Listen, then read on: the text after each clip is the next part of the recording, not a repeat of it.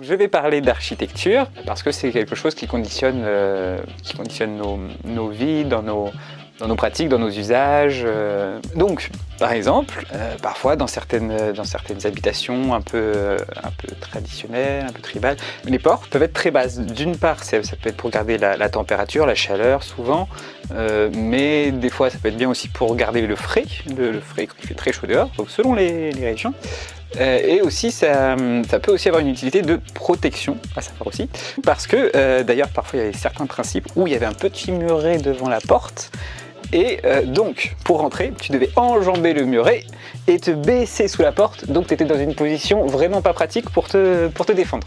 Et pour rester un petit peu sur la protection, vu que j'ai pas... Donc sur un petit peu les techniques défensives, donc il y avait pour la petite maison là, et par exemple dans les châteaux forts, dans les églises, ce qui est un peu médiéval, il y avait des escaliers en colimaçon, et donc ils tournent dans un certain sens, en majorité, très forte majorité, le sens horaire en montant. Voilà.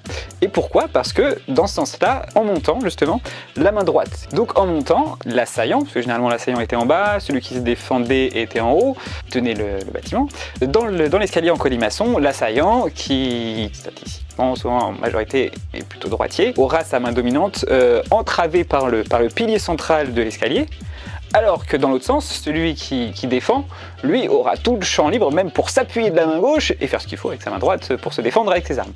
Quelque chose d'important quand on veut construire. Quand on veut construire, il faut savoir où construire, pourquoi, pour faire quoi, est-ce que c'est pour se protéger de quoi, pour se protéger des intempéries, pour se protéger des bêtes, pour se protéger des envahisseurs, et pour fournir les lieux des activités.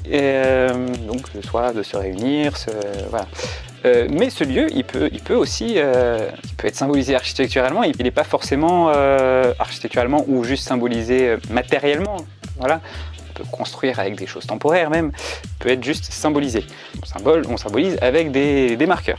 Donc les murs, c'est un bon marqueur pour former justement ce qu'il y a à l'intérieur des murs et à l'extérieur des murs. Ça fait intérieur-extérieur.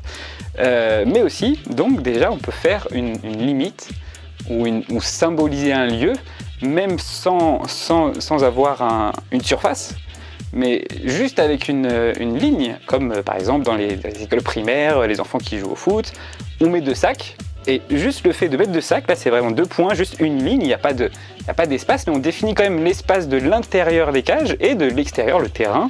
Le terrain est défini par lui-même, mais déjà rien que de mettre 2 points, ça permet, il peut avoir dans les écoles, même s'il n'est pas très rectangulaire, même s'il n'est pas aux normes, on peut jouer. Le principal, c'est d'avoir au moins un but, même un deuxième si on a les moyens, quoi, genre un peu plus de passe, mais ouais, déjà tu fais comme au basket, quoi, tu tournes et tu reviens. Quand on définit un lieu, on définit l'usage, et donc ça peut provoquer une ségrégation. Et par exemple, dans les bâtiments haussmanniens, on voit un petit peu la traduction d'une ségrégation sociale, les riches d'un côté, les pauvres de l'autre. Là, ils étaient tous dans le même bâtiment. Alors, quand on regarde le quartier, on peut croire que c'est une bonne mixité, mais quand on voit le bâtiment lui-même, on voit que selon les niveaux, chaque catégorie sociale, chaque classe sociale a son niveau. Au rez-de-chaussée, c'est l'espace en lien avec la rue, donc l'espace le plus public, ouvert sur le public, et c'est les commerces. Au premier étage, donc c'est le logement des commerçants qui est pas très haut de plafond. Le premier étage fait 3,50 m, le rez-de-chaussée fait 3,50 m, le premier il fait 2,50 m, 2,60 m, 70, ouais 70 c'est grand.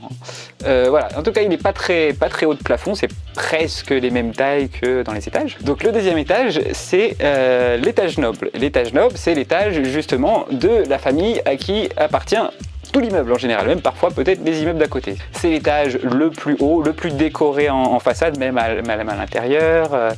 Donc il y a le balcon filant qui est obligatoire au deuxième étage, c'est haussmannien, il y a des règles un peu d'urbanisme.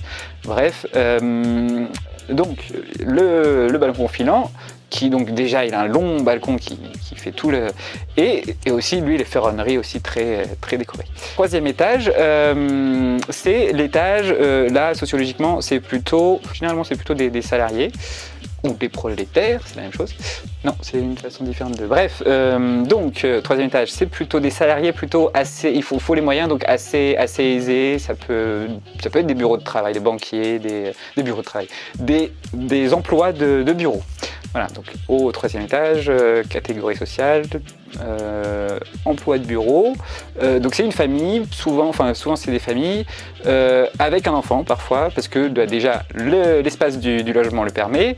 Quatrième étage et parfois un cinquième étage, là ça dépend de la hauteur, mais souvent c'est un peu la même chose. Quatrième, cinquième étage, alors le cinquième étage, soit il correspond au quatrième, soit au sixième, soit le toit, quoi.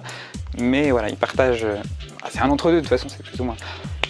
Donc quatrième et cinquième étage, c'est plutôt les célibataires qui ont des emplois, qui ont un peu d'argent, mais qui n'ont pas encore construit de foyer, qui sont un peu seuls, voilà, donc c'est confortable, mais c'est petit. Donc le sixième étage, dans le toit, c'est les chambres de bonne. Ils n'ont pas les mêmes horaires, comme actuellement avec le métro. Quand on n'a pas les mêmes horaires, on est aussi, il y a une ségrégation. Alors là, c'est pas spatial, mais on a une différentes façons de pratiquer l'espace, mais c'est plutôt temporaire. C'est une ségrégation temporaire dans le temps de la journée. Vu qu'on a beau être au même endroit, fréquenter les mêmes lieux, comme le métro, toujours parallèle avec le métro, on a beau être au même endroit, fréquenter les mêmes lieux, vu qu'on n'a pas les mêmes pratiques de la ville selon temporairement, on ne se croise pas. Donc ça provoque une ségrégation par l'usage. Donc demain, je vous invite à observer autour de vous et il y aura de fortes chances que les personnes qui vous côtoient partagent votre classe sociale. Voilà. J'espère que ça vous a plu et passez une bonne soirée.